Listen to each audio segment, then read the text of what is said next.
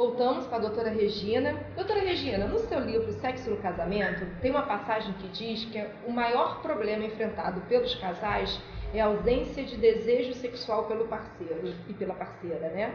E que para cada homem é pelo menos 3 mulheres que perdem esse desejo pelo seu companheiro. Por que isso está sendo tão intenso pelas mulheres nos relacionamentos modernos? Ou será que sempre foi assim? Eu acho que sempre foi assim. Uma vez, há muitos anos, eu dava aula para um grupo de terceira idade, né? Isso tem uns 30 anos de idade. E uma senhora chegou para mim e disse assim que a libertação da vida dela foi o dia que o marido ficou impotente. Porque ele queria sexo e ela fazia aquele sexo sem vontade, por obrigação. Antigamente havia o dever conjugal, né? A mulher teria que aceitar e tal. Então, o sexo no casamento é um problema e muitas mulheres amam os maridos, não querem se separar, gostam da vida, do cotidiano, de sair, viajar, receber os amigos. E eu tinha uma paciente que dizia assim, olha, eu adoro meu marido, casada há 3 anos só, mas eu queria só que ele ficasse fazendo cafuné na minha cabeça. Quando começa alguma coisa sexual, eu já não tenho vontade nenhuma. Mas é um problema da mulher? Não. É um problema deste modelo de casamento. Então você me pergunta por que acaba o tesão no casamento. Aí tem aquelas respostas tradicionais que são verdadeiras. Excessiva familiaridade, excessiva intimidade, né? A rotina, vão virando irmãos. Mas eu acredito que exista um grande vilão nessa história da falta de tesão. É a exigência de exclusividade. Porque o casamento se presta muito a uma dependência emocional dos parceiros, né? A gente não pode esquecer que nós todos saímos do útero da mãe e no útero nós tínhamos a satisfação de todas as necessidades, né? Sim, a gente tinha frio, fome, sede, cólica, Quando você nasce, você é jogado no mundo e você é tomado por um sentimento de falta, um sentimento de desamparo. Então, a tendência natural é compreensível que as pessoas cresçam buscando encontrar alguém para se fechar, para reeditar aquele vínculo que tinha com a mãe. Mas isso não existe. Então, nossa cultura devia contribuir para que as pessoas desenvolvessem a capacidade de ficar bem sozinhas. Mas não. Você tem que ter a sua alma gêmea, você tem que ter a cara metade, e você regido pelo mito do amor romântico, os dois se fundem, os dois se transformam num só, não tem olhos para mais ninguém, os dois se completam, aí quem ama não tem tesão por mais ninguém. Isso é que é ensinado, né? Está dentro desse mito do amor romântico. Então, no casamento, além da rotina, além da excessiva familiaridade, excessiva intimidade, as pessoas são dependentes emocionalmente, então a exigência de exclusividade faz parte, né? Por conta dessa dependência emocional. Você não admite que o outro olhe para outra pessoa, tem que ser só para você. Você tem que ser a única fonte de gratificação do outro, de interesse do outro. Então, a exigência de exclusividade faz com que não exista conquista, não exista sedução, porque o medo que eu tenho do meu marido imaginar que eu olhei para alguém, eu sou tão dependente emocionalmente, faz eu ficar ali quietinho e vice-versa. Então vira irmão, o sexo deixa para depois. Quer dizer, eu acho que a exigência de exclusividade é um fator importantíssimo, quer dizer, responsável, o principal responsável pela falta de tesão no casamento, porque um mínimo de insegurança para você conquistar, para você seduzir, para você sentir tesão. Então a insegurança ela é necessária, um pouquinho. No sentido assim, sem insegurança no sentido de saber que o outro é uma pessoa independente de você. Ela não está acoplada a você. Vocês dois não se transformaram no só. Então ela tem uma vida própria. Você saber que a sua mulher tem uma vida própria e ela saber que o marido tem uma vida própria. Que você um dia pode sair, olhar uma mulher interessante, independente do código que vocês combinarem, mas que tem desejo por outra pessoa. Quer dizer, quando os dois se transformam num só, pelo menos supõe, né, mas vira aquela simbiose, não existe nada de novo, tudo você sabe do outro. E tanto a mulher quanto o homem, ela tem a necessidade de se sentir desejada, né? Então ela acaba se cuidando mais. Porque a partir do momento que você faz sexo com outros parceiros, você acaba até, vamos pensar, se cuidando mais, se sentindo mais desejada, entendeu? Seria isso é um... Olha, eu acho que uma autoestima, né, pra mulher. Um dos fatores, existem relatos de que pessoas que depois de, por exemplo, de ter relação extraconjugal, passou a transar melhor, porque imaginou que o parceiro também estava tendo, enfim. Isso tudo pode acontecer. Agora, a questão da exclusividade sexual é uma obsessão nas pessoas. Eu tive um programa de rádio que eu respondia perguntas de ouvintes, 99% eram sobre isso. Eu estou desconfiada que meu marido, será que ele me traiu? Aí, marido, eu acho que a minha mulher estava, será que... Eu digo assim, gente, olha, eu acho que ninguém devia ficar preocupado se o outro transou ou não transou, porque primeiro que é bobagem, você pensa que você controla alguém, mas ninguém controla ninguém. Não existe possibilidade de você controlar alguém. Você tem ilusão de que você controla, mas não controla. Então ninguém devia ficar preocupado com isso. Você só devia responder a 2 perguntas, homens e mulheres. Me sinto amado? Me sinto desejado? Se a resposta for sim, o que o outro faz quando não está comigo, mas não me diz respeito. Engraçado que isso bate diferente na cabeça do homem e da mulher, né? A gente estava estudando sobre até a traição também, sobre ciúmes, e como bate diferente, né? Que na cabeça do homem, o homem se preocupa se a mulher dele deu para alguém, se transou com alguém, e a mulher está se preocupando que se o marido ou o namorado desenvolveu emocionalmente com uma outra pessoa. Mas olha só, mas isso é muito fácil de entender, quer ver? O homem, historicamente, nos últimos 5.000 anos, né, nós vivemos num sistema patriarcal, que se instalou há 5.000 anos, dividiu a humanidade em 2 partes, botou um para um lado e mulher para o outro, criou um ideal masculino de força, sucesso, poder, coragem, ousadia. O homem tem que transar com todo mundo, não pode negar ninguém, não pode falhar. E a mulher tinha que ser meio acordada, submissa, né, enfim, sempre concordando com tudo. Então, se você for ver por que isso acontece, porque o homem começou essa história de exclusividade sexual, porque antes da nossa história, o que a gente tem de registro é de que não existia o casal inicialmente, todos transavam com todos, né?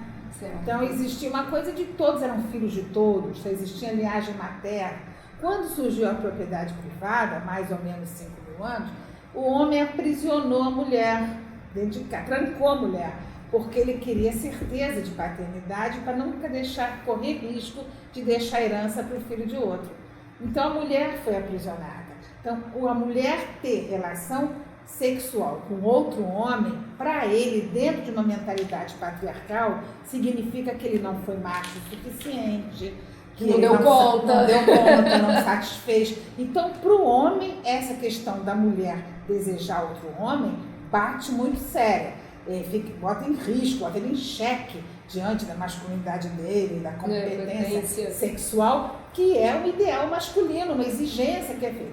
E a mulher, com a preocupação se ele se envolveu com alguém, é porque a mulher, ela nunca pôde bancar a sua sobrevivência. A mulher não tinha meios da sobrevivência, ela não trabalhava. A mulher tinha um filho atrás do outro. Então, se você pegar, se for há 60 anos atrás, 50, 70 anos, você vai ver mulheres com 20 filhos, 15 filhos, 17 filhos. E a mulher não tinha espaço para ela no mercado de trabalho. Então, o homem não podia se envolver com ninguém, porque ela não teria como sobreviver. Certo. Então, quer dizer, essa questão, mas tudo isso está mudando, né? Porque as mulheres agora já se assumem, né? Inclusive tem muitos trabalhos no mundo ocidental chefes de família, como dizem. Então, por exemplo, a mulher aprendeu que a energia sexual dela tinha que ser só para o homem, a sexualidade dela. Hoje já tem estudos que mostram que a mulher, quando tem relações extraconjugais, não fica mais culpada. Que era uma coisa que antigamente a mulher ficava muito culpada, né? E quando elas desconfiam, ela fala, não, também quero trair só para poder, só como vingança. Ainda tem isso. Eu não tenho dúvida que essa é a melhor vingança, né? Mas as mulheres hoje têm tanto ou mais relações extraconjugais do que os homens. Né? Elas têm, hoje não tem mais aquela culpa, existe a pílula anticoncepcional, os métodos eficazes anticoncepcionais. Então as mentalidades estão mudando, que a gente tem, isso que acontece de tanta gente criticar formas mais livres de relacionamento, né? Swing, sexo a 3, poliamor, tanta gente critica, né? E eu sou fim. É porque toda mudança de mentalidade, no meio desse trajeto, no meio desse percurso, tem um processo, é um processo, né? causa uma estranheza. Então você vê, por exemplo, quando a Leila Diniz, em 1972, colocou um biquíni grávida na Praia de Ipanema, foi um escândalo. Ela até perdeu o papel em novela. Ela foi xingada, ela foi considerada de prostituta para baixo. Gente, não existe uma pessoa grávida que põe batinha hoje. Isso não existe. Quer dizer, mostrar a barriga da gravidez era uma indecência. Então, às vezes, um repórter me entrevistando, quando eu aponto as tendências, que eu digo, olha, as tendências, é aquilo que eu falei, menos pessoas vão querer se fechar numa relação hoje e mais gente vai optar por relações livres das formas mais variadas. Aí, geralmente, um repórter pergunta assim, mas a senhora acha que a nossa sociedade está preparada para isso? Isso é uma pergunta comum. Aí eu digo, olha, você quer essa resposta? Vem comigo fazer um passeio nos anos 50, nos anos 60. Porque, na verdade, as mentalidades começaram a mudar depois da década de 70, né? 60 começaram os movimentos todos. Então, eu pergunto a você o seguinte, se alguém chegasse nos anos 50, início dos 60 e dissesse assim, daqui a algumas décadas os casais vão se separar e não vai ser nenhuma tragédia. Eu dizia que você estava louco, porque separação era uma coisa seríssima. E se dissesse assim, daqui a algumas décadas, as moças não vão casar mais virgens. Ah, imagina! Casar virgem, eu conheci moços que fizeram plástica de ímã para poder casar virgem. Não, o rapaz, quando descobria que a moça era virgem, muitos se separavam, não casavam mais. Então, se você chegasse naquela época e dissesse daqui a algumas décadas as moças não vão casar virgem, era impensável. E para muita gente é impensável quando eu digo assim, daqui a algumas décadas, e eu nem sei se são tantas décadas assim, mas pode dizer daqui a uma década. Eu acredito que esse período vai diminuir. Eu acho que até porque hoje as pessoas elas estão mais interligadas, né? Eu acho que por causa da internet, tudo, as pessoas hoje elas discutem mais, então a coisa vai ser muito mais acelerada do que era antigamente, tudo é muito né? mais rápido, você está conversando com alguém ou está transando na internet, você não quer, já deleta e passa para outra. Você tá legal, fica. Eu não tenho dúvida de que daqui a algum tempo, não vou nem arriscar o tempo, realmente vão existir muitas formas de relacionamento e as pessoas vão, porque a mudança das mentalidades vai lentamente, ela vai indo. Quando você abre o olho, já mudou. Alguém sabe dizer o momento que se tornou natural a moça não casar virgem? Ninguém sabe. Mas sempre as vanguardas vão na frente. Vai alguém. Qual foi o momento que a separação passou a ser uma coisa tranquila para qualquer um? Ninguém sabe o momento. É a mesma coisa. A gente vai olhar e vai dizer, puxa, hoje as pessoas transam do jeito que elas querem e isso é aceito socialmente. Você falando agora, eu remeti aqui o meu passado falando sobre sexo anal, né? Que as moças não casavam virgem. Eu mesmo, um tempo atrás, quando eu era as mocinhas, vamos dizer assim, as pessoas falavam que sexo anal não era para mocinha de família, né? Então você não podia fazer sexo anal porque isso era uma coisa inconcebível, que era ela sofria. Mas olha, que curioso. O sexo anal era só que não era só moça de família não podia ter relação anal. Mas antes muitas moças tinham relação anal para casar virgem. Eu falo isso para ela ficar não, que isso? Eu lembro, eu conversava com as minhas amigas e minhas amigas falavam não, sexo anal, sexo oral, masturbação. Sempre existiu muito preconceito, porque tudo que não estivesse ligado diretamente à procriação não era aceito, né? Quer dizer, a igreja não admitia a hipótese do sexo que não fosse para procriação. Então, essas outras práticas sexuais sofreram muito preconceito, né? E eu achei interessante que teve um trecho no seu livro que eu li, que falou que os jovens na noite de núpcias, né? Ele respeita a timidez da sua esposa, eles praticavam na Roma antiga, que eles praticavam sexo anal. Eu falei, ué, gente, sexo anal já era praticado naquela época, até depois no livro Sexo no Casamento eu li também, né, no caso de Olena, com o segundo marido dela, né, eu falei, gente, mas na minha época o Juliano não acredito nisso, eu falei, mas eu quando era mocinha, quando falava em sexo anal era uma coisa, era um tabu, não, que isso? Essas práticas sexuais, por exemplo, claro que existem muitas e existem muitos conflitos, né? Porque as pessoas às vezes se sentem obrigadas. O que é importante em qualquer prática sexual é você não fazer nunca só para agradar o outro, né? Ou se sentir obrigada. Se sentir obrigada, porque isso é muito ruim, porque inconscientemente o preço cobrado depois na relação pode ser muito alto. Muito. Porque se você faz uma coisa que você não queria, Verdade. só o outro vira ele vira um credor, você passa a ser um devedor. Ele fez uma coisa que não queria de jeito nenhum para te agradar. Então isso para a relação não funciona muito bem, porque as pessoas cobram e como cobram, né? preço Tem que ser pago em dobro.